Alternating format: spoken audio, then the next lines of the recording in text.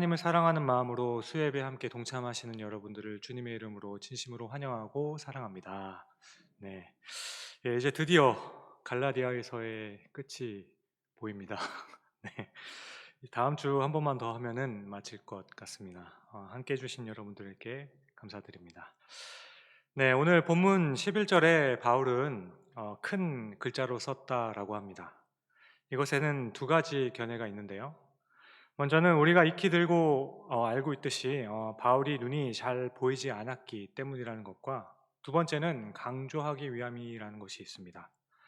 처음 주장도 일리가 있긴 하지만 두 번째 주장인 강조하기 위함이 더 맞는 것 같습니다. 왜냐하면 눈이 잘 보이지 않아 큰 글자로 썼다는 것은 그냥 큰 글씨로 써주면 되는 것이지 굳이 이 서신 가운데 쓸 필요는 없기 때문이죠.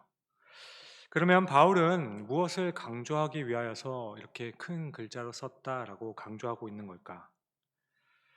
갈라디아 지역에 전한 바울의 복음은 딱 두 가지였습니다. 오직 의인은 믿음으로 말미암아 산다. 그리스도의 십자가 외에는 구원의 길이 없다. 오직 예수 그리스도만 구원이시다. 이것이 바로 바울이 갈라디아 교회에게 전해준 복음의 내용입니다. 그러니까 바울이 전했던 복음은 굉장히 심플하고 단순하죠. 원래도 복음은 그렇게 단순한 겁니다. 그리고 갈라디아 교회를 세운 바울은 다른 곳으로 복음을 전하기 위해 떠나게 됩니다. 그런데 얼마 후에 바울에게 이상한 소문이 들리기 시작하죠. 유대 본토로부터 올라온 어떤 교사들이 바울이 전한 그 복음에 무언가를 첨가하여서 가르치고 있다는 소문을 접하게 됩니다. 그래서 갈라디아 교회 내에서는 신학적인 갈등과 혼란이 일어나고 있다라는 소식을 접하게 돼요. 그리고 그 중심에는 할례의 문제가 있었습니다. 그래서 무슨 내용인가 보니 유대로부터 온 거짓 교사들은 하나님의 백성이 되는 것은 바울이 전한 것처럼 그렇게 간단하게 되는 게 아니라는 거예요. 그렇게 믿음만으로 가능하겠느냐는 겁니다. 이들은 모세오경에 정통한 자들로서 구약 말씀을 근거로 해서 하나님이 백성이 되는 것은 할례를 받아야 되고 율법을 지켜야 한다라고 주장한 겁니다. 그렇게 눈에 보이지 않는 믿음 말고 확실하게 눈에 보일 수 있는 할례를 하는 것이 더 확신을 갖고 믿을 수 있지 않겠느냐라고 했던 것입니다. 그렇게 듣고 보니 그럴싸합니다. 이렇게 갈라디아 교인들이 현혹되어서 넘어갔던 것이죠. 바울 사도가 전한 복음은 뭔가 허전하고 너무 쉽고 너무 단순한 반면에 그들이 이야기하는 것은 역사적으로나 논리적으로나 너무나도 잘 맞아떨어지고 합리적인 것 같다라는 생각을 하게 되는 거죠. 그렇게 넘어간 성도들로 인해서 교회 안에서는 구원론에 대한 많은 혼란과 논쟁이 있었던 겁니다. 이 소식을 접하고 붓을 들어 쓴 편지가 바로 이 갈라디아서인 겁니다. 그래서 바울은 지금 편지의 마지막에 강조하고 있는 것은 오직 예수 그리스도 외에 어떤 것도 첨가하지 말아야 한다라는 것을 주장하고 있는 것이죠. 할례와 같이 우리의 어떤 공로나 능력이나 어떤 것들이 더해져야만 구원이 완성된다라고 한다면 이것은 예수 그리스도의 십자가의 그 보혈을 무력화시키고 무의미하게 만드는 것이라고 말하고 있는 것입니다. 이런 시각에서 12절을 다시 보면 새롭습니다. 물론 육체의 모양을 내려 하는 자들이 억지로 너희에게 할례를 받게 함은 그들이 그리스도의 십자가로 말미암아 박해를 면하려 함 뿐이라. 여러분, 예수 그리스도께서 십자가에 달려 죽으신 것을 바꾸어 생각하면 그것밖에는 우리에게는 답이 없었다라는 겁니다. 우리에게는 구원의 어떤 여지나 근거나 의가 단 0.000000001%도 없었다라는 겁니다. 우리를 대신하여서 하나님이신 주께서 죽으시는 것, 이것밖에는 우리에게는 방법이 없었다는 것을 십자가의 사건으로 보여주고 계신 것이죠. 그러므로 기독교는 세상에 있는 종교와 다른 겁니다. 그렇다면 거짓 교사들은 왜 이런 일을 하였을까요? 오늘 저는 이 부분에 대해 나타난 두 가지를 함께 또 나누어 보려 합니다. 저는 지난 교회에서 8년을 사역하였습니다. 그리고 이제 다른 곳으로 가야 한다는 개인적인 사인이 있어서 여러 군데 이력서를 준비했던 적이 있습니다. 이런저런 교회 사역자를 뽑는 기준을 계속 살피는데 당시 제가 벌써 30대 중반이 되었기 때문에 이미 교육부서 쪽으로는 갈 수가 없는 나이였습니다. 벌써 제 나이가 대부분 교구 사역자나 혹은 부교육자, 부목사 자리로 적합하다는 것을 그때 깨달았습니다. 어쨌든 그렇게 교구 목회자 혹은 부목사의 자리를 찾으면서 교회들이 원하는 사역자의 기준을 확인한 적이 있습니다.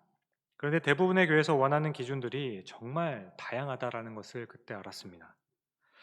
어느 교회에 있었는지, 얼마나 사역을 했는지, 사역의 목표와 계획은 어떻게 되는지, 설교 영상은 준비를 됐는지, 설교문은 어떻게 준비해서 보냈는지, 자기소개서는 물론 가족 사항과 가족이 다니는 직장이 있다면 재직 증명서를 포함하여서 등본과 가족관계 증명서 등등등 여러 가지 문서들이 많이 있었습니다. 이것 말고도 원하는 것들이 참 다양하다는 것을 그때 깨달았습니다. 그러한 중에 제 마음에 하나 딱 걸렸던 것이 있었습니다. 그것은 당시 제 주위에 있는 웬만한 목회자들의 그 학위가 저와는 확연하게 다르다는 것을 깨달았습니다. 석사에 그치지 않고 이미 신학 박사에까지 이르신 분들이 참 많이 있었습니다. 그때 갑자기 제 마음에 나도 학위를 가져야 하는 것은 아닌가라는 그런 생각을 들게 했습니다. 원래 제 인상만 봐도 공부하는 담을 쌓는 것 같잖아요. 어딘가 매여 있는 것을 좀 싫어하는 터라 개인적으로 뭐 책을 읽는다든지 공부는 할 수 있겠지만 신학대학원을 끝으로는 이제 더 이상은 이제 학교는 가지 않았으면 좋겠다라고 저는 혼자 다짐을 했었습니다. 뭐 기회가 된다면 하기야 하겠지만 제가 일부러 자리를 만들지는 않겠다라고 생각했었죠. 그런데 여러 군데 이제 이력서를 써다 보니까 그 가운데 다른 것들은 다 저랑 비슷한데 딱 하나 다른 것이 있다면 학위 부분이 많이 저는 비어 있다라는 것을 깨닫게 되었어요. 참 슬픈 마음이 들었습니다. 그리고 그때 같은 교회 선배 목사님이 담임 목사님 자리를 보면서 계속 면접을 보러 다니셨는데 한국 교회에서는 교회가 작던지 크던지 관계없이 그 사람이 큰 교회 출신이든지 아니면 학위가 특출나든지 그래야만 서류가 통과되는 것을 저는 알게 됐습니다. 아직도 많은 교회들이 학위가 있는 목사를 선호하죠. 게다가 큰 도시의 중형교회 이상 되는 교회는 웬만하면 이중 언어를 요구합니다. 그리고 외국에서 받은 학위가 있어야 한다는 조건이 있는 곳도 있었습니다. 한국에서 목회를 하는데 왜 외국 학교의 학위가 필요한 것인지, 왜 이중 언어가 필요한지는 잘 모르겠으나 다 필요한 것이 있기 때문에 요구하는 것이겠다 싶었습니다. 이것이 틀렸다 맞다 할 것은 아니라고 생각해요. 그런데 가만히 생각해 보면 학위 자체가 문제가 되는 것이 아니라 학위를 통해서 좋은 인상을 주려고 하는 것이 목적이 아닌가 싶다라는 거죠. 그러니까 학위로 인해 그 사람에 대한 인상이 다르게 보여진다는 것이 문제가 아닐까 싶습니다. 물론 검증하는 입장으로서는 그럴 수 있다 생각합니다. 오해 마십시오. 학위를 원하는 것 자체가 문제가 되는 것이 아닙니다. 그런데 그 동기를 살펴봐야 한다라는 거죠. 왜 학위를 필요로 하는 것인가? 왜 목사가 목회를 하는데 박사 학위가 있어야 하는 것일까? 왜 굳이 학문에 대한 열정이 없음에도 학위를 하나 가져야 한다라고 생각하게 만드는가? 어쩌면 제가 학위가 없기 때문에 드는 생각일 수도 있겠죠. 하지만 학위를 받고자 하는 그 동기에 대해서는 한번 생각해 보는 게 어떨까 싶었습니다. 이렇게 오늘 거짓 교사들에 대한 내용을 통해서 우리가 근본적으로 잘못된 생각을 하게 되는 경우가 있겠구나라는 생각을 했습니다. 바울은 1장에서부터 지금까지 줄곧 구원을 위해서 율법적인 행위, 특별히 할례를 요구해서 할례를 받은 사람들이 구원을 받을 수 있다고 하거나 하나님의 백성이 되기 위해서는 이방인들은 할례를 받아야만 한다라고 말하는 이 사람들에 관해서 이 사람들에 대해서 바울은 갈라디아서를 썼습니다.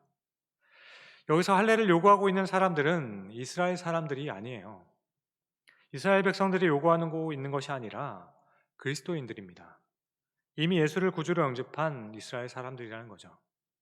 그러니까 함께 주를 그리스도로 믿는 팔레스타인 쪽 교인들이 지금 할례를 요구하고 있는 겁니다. 오늘 바울은 편지를 마감하면서 할례에 요구하는 것에 대해서 이들이 할례를 요구하는 이유가 두 가지라고 말합니다. 첫 번째는 핍박을 면하기 위해서, 그리고 두 번째는 이것을 자랑하려 했다라는 겁니다. 첫 번째 이유인 핍박을 면하기 위해서라는 것은 앞서 말씀드렸듯이 이들에게 순수한 의도가 있었던 것이 아니라는 것을 알게 됩니다. 어떤 일부 교인들이 할례를 강조했던 것은 율법을 중요하게 생각해서 율법을 반드시 지키겠다는 그런 소신에서 나온 것이 아니었다라는 거죠. 우리가 하나님의 말씀대로 살아야 한다는 그런 간절한 열망에서 하나님의 말씀대로 사는 것은 어떤 것인가를 고민하면서 말했던 것이 주장했던 것이 아니라는 거죠. 만일 이들이 하나님의 말씀대로 살려면 할례를 받아야 한다라고 주장했던 거라면 이것이 잘못된 소신이고 잘못된 주장이라 할지라도 바울은 아마도 이해하고 노력했을 겁니다. 그런데 바울이 지금 신랄하게 이들을 두고 이야기하는 것은 그들이 율법에 대한 확신이나 율법을 지켜야만 한다는 그런 엄격한 삶에서 나오는 주장이 아니었다라는 거죠. 왜냐하면 다른 율법들은 다 무시를 했기 때문이에요. 바울이 보기에는 다른 율법적인 요구들은 모두 무시하면서도 스스로는 잘 지키지를 않았습니다. 그렇게 이들은 자신의 입맛대로 율법은 이제 폐하여졌다라고 말하면서 굳이 할례만을 고집했더라는 거죠. 이것은 전혀 일관성이 없어 보이는 모습이라는 겁니다. 정말 하나님의 말씀대로 살아야 한다고 하여서 다른 모든 율법에 대해서 그렇다라고 말하면 모르겠습니다. 하지만 다른 것은 다 괜찮은데 할례는 꼭 해야 한다고 주장하는 것이 할례 때문에 교회가 당하고 있는 그 어려움들 때문에 할례만 주장하는 것이다. 핍박과 박해를 두려워서 그런 것이다. 그렇게 할례를 받아서 문제가 될 것이 없다면 할례를 받아서 핍박을 면하자라고 이렇게 주장하고 있다는 거죠. 그런데 이 부분에서 논리가 문제가 되는 것이 아닙니다. 바울은 박해를 피하기 위해서 할례를 받는 것이라면 오직 그리스도의 은혜로 인해 구원을 받는 가장 중요한 이 사실이 흐려지기 때문이라는 거죠. 그리스도의 은혜가 강조되지 않은 상태에서 할례를 더 강조하게 되다 보니 복음의 진리에 치명적인 영향을 준다라고 판단하게 되었다라는 거죠. 그러니까 진리가 아닌 것임을 알지만 당할 어려움이나 박해와 환난이나 핍박이 싫어서 적당히 타협하려 하였다라는 거죠. 이것은 디아스포라, 지켜도 되고 안 되는 문제가 아니라는 겁니다. 가장 중요한 우리의 구원의 근거에 대한 진리의 문제이기 때문에 타협하지 말아야 한다라고 바울은 이야기했다라는 거예요. 마치 학위를 받는 목적과 그것을 바라보는 시각이 순수하지 않았던 것처럼 할례에 대한 이들의 동기나 시각이 순수하지 않았다라는 거죠. 꼭 필요하지 않는 것이 꼭 필요한 것처럼 본질이 아닌 것을 마치 본질인 것처럼 보이게 만드는 그런 룰을 범하게 되었다라는 겁니다. 그렇게 더 심각하게 변질되어 버린 것이 바로 두 번째 그 경우입니다. 이들은 이 할례를 통해서 자신들의 공적을 세우려 했다라고 합니다. 할례를 받지 않아도 되는 것이지만 할례를 받아야 한다고 강조하는 것은 이방인들에게는 굉장히 무겁고 불필요한 짐이었습니다. 그럼에도 불구하고 이들이 할례를 강조했던 것은 자신들의 공적을 세우려 했다라는 거예요. 이것은 너희의 육체로 자랑하려 함이라. 내가 그들로 하여금 할례를 받도록 하였다는 것을 자랑했다라는 겁니다. 할례를 받은 그들이라도 스스로 율법을 지키지 아니하고 너희에게 할례를 받게 하려는 것은 그들이 너희 육체로 자랑하려 함이라. 나는 몇 명을 할례 받게 만들었다. 갈라디아 교인 중에 몇 명을 내가 할례를 받도록 권유하였고 그렇게 몇 명이 할례를 하였다. 이것을 자랑했다라는 거예요. 그렇게 교회 내에 있는 분쟁의 문제들을 해결시켰다라고 이야기했다라는 거죠. 우리는 여기서 한 가지 생각하고 넘어가야 할 부분이 있는 겁니다. 지금은 코로나로 교회 활동들이 많이 줄게 되었지만 코로나 이전에 많은 교회들은 바로 이 공로주의 가운데 빠져들어 있었습니다. 육체를 자랑하도록 틈을 만들어 주었던 거죠. 전도를 해도 공로가 되고 봉사를 해도 공로가 되는 겁니다. 인정을 받지 못하는 것은 그것을 할 이유가 없어지는 거예요. 세상과 다르지 않게 교회에서도 다른 사람들이 알아주어야만 하고 인정받는 것을 굉장히 중요하게 생각하는 시대를 살아가고 있었다라는 거죠. 그런데 이것을 그냥 인간이 연약해서 다 그런 거지. 다른 이유로 그런 거지라는 그런 이유로 합리화시키는 것이 우리에게는 문제라는 거예요. 예전에 제가 중등부 사역을 하다 보면 학생들 중에서도 시험에 들거나 힘들어하는 학생들이 있습니다. 그래서 그 학생들을 도와주어서 기도를 같이 하면서 상담을 하기도 하고 또 때로는 도움을 주기도 하였습니다. 순수한 마음으로 그 학생들이 신앙 안에서 잘 자라나기를 원하는 그 마음에서 만나고 함께 기도하고 교제하였던 거죠. 그러다가 한 번은 교회에서 금요 간증 집회라는 것을 한번 한 적이 있는데요.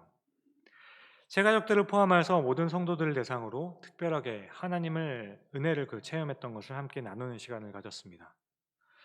그렇게 대상을 정하는 중에 그렇잖아요. 장년층에서 몇 명, 청년층에서 몇 명, 그리고 학생들 중에서도 몇 명 이렇게 선정되어서 간증을 했던 적이 있습니다.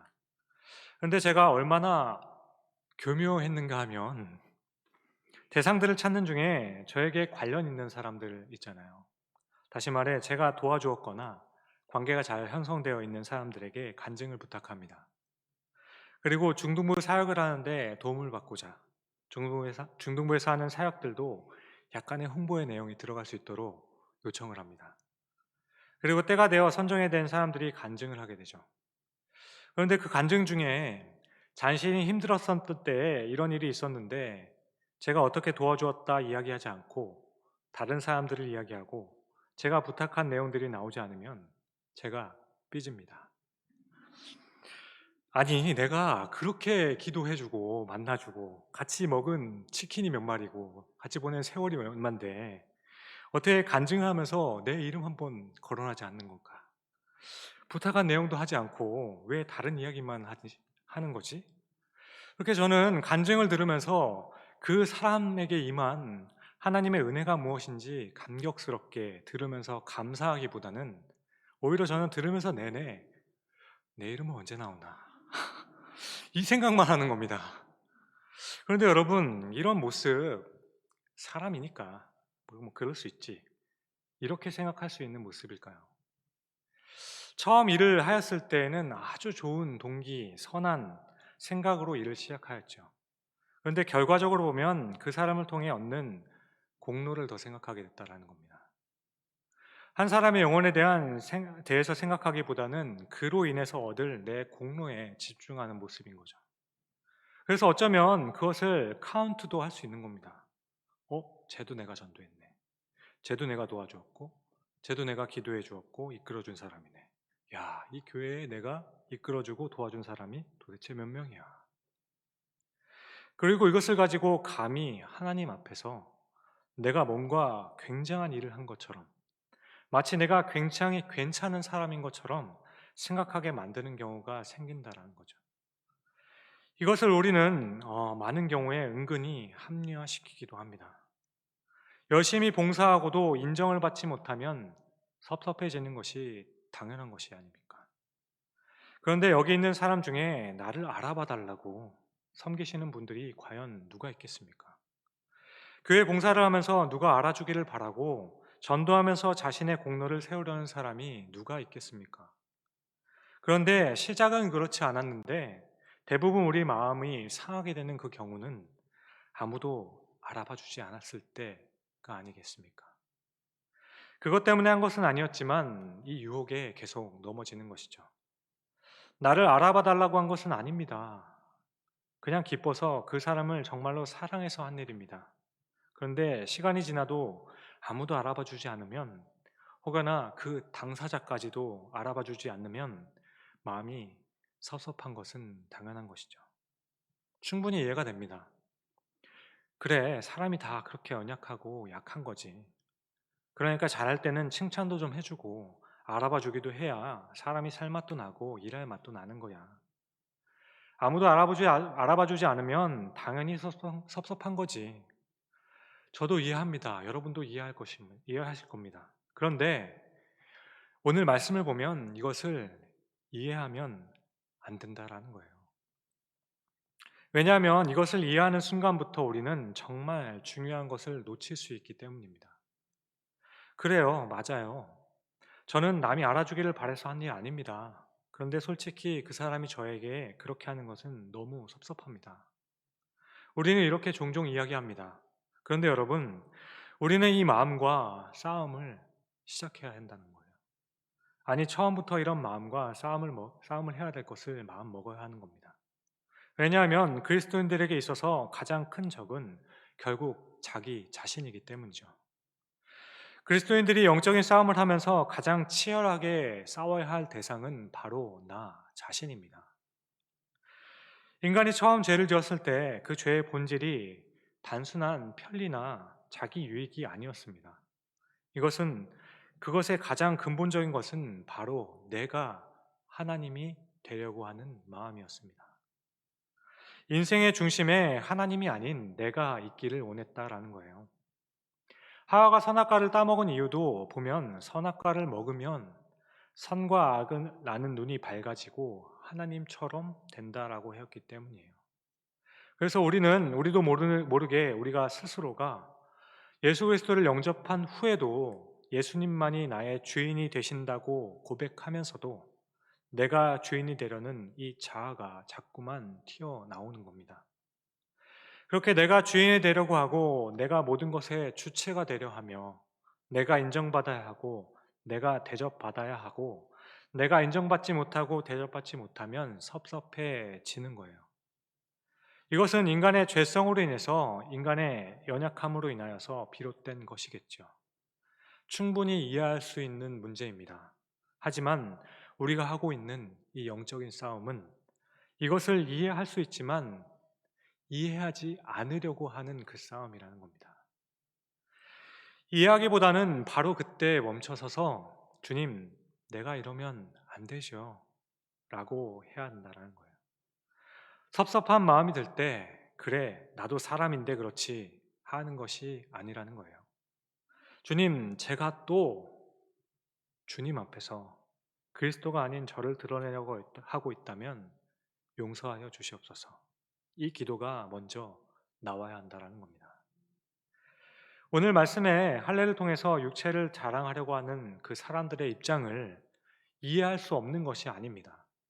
그럼에도 불구하고 바울이 그들을 보면서 너희들이 지금 육체를 자랑하려고 한다는 말의 그 의미는 결국 그것을 통해 너희 자신들의 공로를 드러내고 있을 뿐이라는 거예요. 여러분, 바울은 지금 당신은 틀렸고 내 말이 맞았다라고 말하고 있는 것이 아닙니다.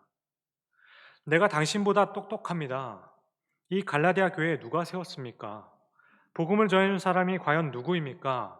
내가 핍박과 환난을 겪으며 전해주지 않았습니까? 바울도 이렇게 자신의 한 일을 자랑하면 거기에 있는 모든 다른 사람들은 충분히 이해할 수 있을 만큼 일한 사람이에요. 그런데 바울은 오늘 본문에서 말하기를 우리 주 예수 그리스도의 십자가 외에는 결코 자랑할 것이 없다라고 말합니다. 이것은 나 돈도 있어요. 땅도 있고 권력도 있고 명예도 있고 자녀들의 잘됨도 있습니다. 그래도 그것들 중에서 십자가만 자랑하겠다. 이런 말이 아니라는 거예요. 바울의 고백은 돈과 명예와 부귀와 권세 그리고 이 땅에서 좋다 하는 그 어떤 것도 예수 그리스도의 십자가보다 귀한 것은 없다라는 고백입니다. 나는 예수 그리스도의 십자가 외에는 아무것도 자랑하지 않겠다라는 고백이에요. 세상의 나에 대해서 십자가에 못 박히고 내가 또 세상에 대해서 그렇게 하리라. 나는 이 세상에 살면서 내 육체를 자랑하거나 나의 공로를 세우고자 함보다는 오직 그리스도와 그 십자가만을 자랑하고 높이기로만을 많은 마음을 정하였다라고 이렇게 고백하고 있는 겁니다. 빌립보서를 보면 바울도 자신의 육체로 말하면 나도 자랑할 것이 있다라고 말합니다. 바울은 이 말을 하고 아마 가슴을 쳤을 거라 생각합니다. 자신의 것을 자랑하고픈 이런 유혹과 시련은 계속되는 거죠. 단번에 사라지지 않는 겁니다. 바울의 경우에도 그의 육체를 자랑하지 않을 수 있는 그런 완전한 상태에 이르렀다라고 하는 것이 아니라는 거예요. 바울이 끊임없이 영적 싸움을 하면서도 절대로 놓지 않는 붙들고 있는 그것이 무엇인지를 말씀하고 있는 겁니다. 여러분, 다른 어떤 것보다 절대로 놓치지 않고 죽어도 이것은 놓칠 수 없습니다. 그것이 바로 예수 그리스도의 십자가라는 겁니다. 그리스도의 십자가 외에는 자랑하지 않을 것입니다. 누가 어떤 이야기를 해도 내 속에 어떤 유혹과 시험이 온다 하여도 하나님 앞에서 무릎을 꿇고 엎드려서 주님, 제가 육체를 자랑하지 않고 십자가만을 자랑하게 하여 주옵소서. 이렇게 고백하고 선언하고 있다라는 거예요. 이렇게 빌립보서에서 바울은 고백합니다. 그리스도 안에 무슨 권면이나 사랑의 무슨 위로나 성령의 무슨 교제나 긍휼이나 자비가 있거든 마음을 같이하여 같은 사랑을 가지고 뜻을 합하여 한 마음을 품어 아무 일에든지 다툼이나 허용으로 하지 말고 오직 겸손한 마음으로 각각 자기보다 남을 낮게 여기고 뜻을 합하여 다른 사람을 나보다 낮게 여기고 다른 사람들과 하나가 되어야 하는 그 이유 그것은 만일 너희 안에 그리스도와의 연합으로 인한 어떤 위로나 권면이 있다면이라는 겁니다. 다시 요약하자면 내가 정말로 예수 그리스도의 십자가로 인하여 구원을 받았다는 그 믿음이 있다면 나는 정말로 죽을 수밖에 없는 죄인이었지만 이 죄인을 예수 그리스도의 십자가를 통하여 구원하셔서 영원한 생명을 주셨다는 그 믿음이 너희 안에 있다면 성령 안에서 그것을 통한 진정한 교제와 긍휼 그리고 하나님의 자비하심을 입어서 하나님께서 우리의 죄를 그리스도의 십자가의 보혈로 용서해 주셨다는 그 확신과 믿음이 있다라면 오직 겸손한 마음으로 각각 자기보다 남을 낮게 여길 수 있다라는 거죠. 그러니까 우리는 우리 안에 내가 인정하지 못해 생기는 섭섭함이 생길 때마다 다른 사람들이 나를 소홀히 대하는 것 같기 때문에 내 안에 답답한 마음이 들 때마다 내가 했던 일을 자랑하고 싶은 그 마음이 생길 때마다 내가 받은 예수 그리스도의 그 은혜를 먼저 생각해 보라는 겁니다. 섭섭함과 답답함 그리고 자랑하고 싶은 그 마음이 들 때 먼저 그리스도의 은혜와 십자가를 한번 생각해 보라는 거예요. 십자가 앞에서 과연 무슨 육체를 어떤 것을 자랑할 수 있겠느냐는 겁니다. 교회 안에서 오직 예수 그리스도의 십자가만을 드러내려 하고 있다면 그 십자가 앞에서 누가 감히 교세가 얼마나 되는지 내가 몇 명을 전도하고 어떤 봉사를 얼마나 했는지 자랑할 수 없다라는 거죠. 그러니까 여기서 우리는 그런 영적인 싸움이 일어나지 않도록 틈을 주지 말아야 한다라는 겁니다. 그런데 우리는 너무 느슨해질 때가 있습니다. 사람이니까 다 그렇지. 다 그런 거지. 하지만 이렇게 쉽게 합리화하지 말라는 거예요. 그리스도만 자랑할 수 있도록 우리 자신을 쳐서 복종하라는 겁니다. 그런데 어느 순간부터 우리는 이 세상의 가치를 교회로 가지고 와서 교회 내에서도 차별을 두고 아무렇지 않게 자랑하려 합니다. 그러나 십자가 앞에서 우리는 하기를 자랑하고 교세가 어느 정도 되는지 무엇을 했는지 아무것도 자랑할 수 없는 겁니다. 자랑하고 싶은 마음이 생기는 것이 인간의 본성과 죄성입니다. 알지요? 그러니 우리는 오히려 이것을 더 부끄럽게 여길 줄 알아야 하는 겁니다. 그러니 그때마다 가슴을 치며 무릎을 꿇을 줄 알아야 하는 것입니다. 아니, 목사님, 사람이 다 그러거죠. 그러니 교회가 세상과 구별이 되지 않는 겁니다. 그러므로 내가 어느 학교를 졸업했고, 내가 몇 명을 전도하였고, 내가 어느 나라 선교를 다녀왔고, 내가 어떤 것을 했다는 이런 자랑을 하고 싶은 유혹이 생길 때마다 우리는 더욱더 십자가를 붙잡아야 할 것입니다. 우리가 자랑할 것은 십자가밖에 없습니다. 오직 예수 그리스도의 십자가밖에는 없는 겁니다. 그 은혜로 구원받았다는 것을 꼭 기억하시길 바랍니다. 그렇게 나의 나된 것은 다 주의 은혜임을 고백하고 예수 그리스도의 은혜로 구원받아 하나님의 사람이 되었다는 그 사실이 우리에게는 가장 소중한 것이 되어야 할 것입니다. 그러므로 오늘 15절의 말씀이 더욱 의미심장해지는 겁니다. 할례나 무할례가 아무것도 아니로되 오직 새로 지으심을 받은 것만이 중요하니라. 새로 지으심을 받은 것만이 중요하다는 것을 고린도후서 5장에서는 이렇게 말씀하죠. 그러므로 우리가 이제부터는 어떤 사람도 육신을 따라 알지 아니하노라. 비록 우리가 그리스도도 육신을 따라 알았으나 이제부터는 그같이 알지 아니하노라. 그런즉 누구든지 그리스도 안에 있으면 새로운 피조물이라. 이전 것은 지나갔으니 보라 새 것이 되었도다. 모든 것이 하나님께로부터 났으며 그가 그리스도로 말미암아 우리를 자기와 화목하게 하시고 또 우리에게 화목하게 하는 직분을 주셨으니. 여러분, 우리는 그리스도 안에서 새로운 피조물이 되었다는 이 사실이 가장 중요한 겁니다. 가장 소중한 것이에요. 그러므로 우리는 지금 이 시간에도 우리 마음속에 여러 가지 많은 생각이 들 때 이 모든 것을 컨트롤할 수 있는 가장 중요한 그 생각, 가장 소중한 생각은 내가 예수 그리스도의 은혜로, 오직 은혜로 하나님의 사람이 되었다라는 사실입니다. 나는 오직 그리스도의 은혜로 하나님의 사람이 되었다는 이 고백이 바로 십자가만을 자랑하는 것입니다. 그러므로 주 안에서 사랑하는 우리 성도님 여러분, 저와 여러분들의 삶 가운데서 이 그리스도의 은혜가 모든 것을 압도할 수 있는 삶이 될 수 있기를 바랍니다. 그리스도만이 오직 그리스도의 은혜만을 말할 수 있는 우리 모두가 되실 수 있기를 주님의 이름으로 간절히 축원드립니다. 기도하겠습니다. 사랑하는 주님, 오늘 말씀을 통해 우리에게 주신 그 은혜를 또 돌아보게 됩니다.